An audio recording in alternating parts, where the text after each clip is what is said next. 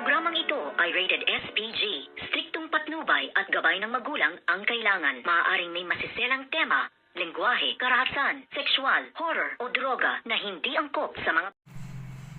Good evening and welcome sa aking munting channel. Hindi nga makapaniwala ngayon itong si Vinis sa kanyang nakita at kung sino nga daw ang nagbigay sa kanya ng isang papel na ito nga ay ang marriage contract nga, katunayan na ito ngang si Vinis ay kasal dito nga kay James at ngayon ay nagtatanong siya kung saan nga daw ba nanggaling yung kanyang hawak-hawak nga na papel ngayon na dito naksaad ang kasal nga nila nitong si James at dito nga ay matutulala at mabibigla nga siya sa biglang pagsulpot nitong ang si James na nakamaskara pa siya at tinanong niya nga kung saan daw nanggaling ito at bigla ngang dumating si James at sinabi nga niyang sa akin nanggaling at binati nga niya ito ng happy birthday at dito nga ay nanginginig sa takot itong ngang si Vinis dahil ito na ang kanyang katapusan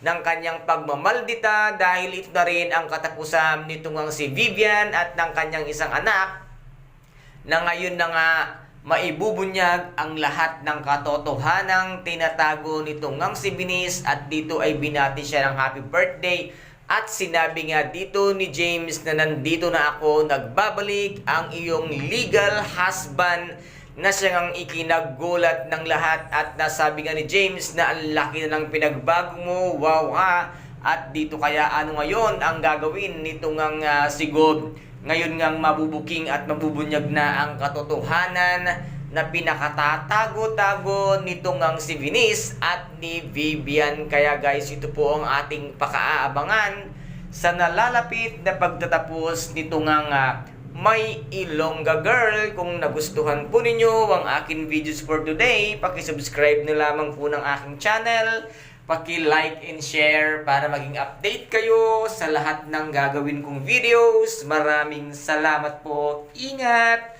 God bless and bye-bye.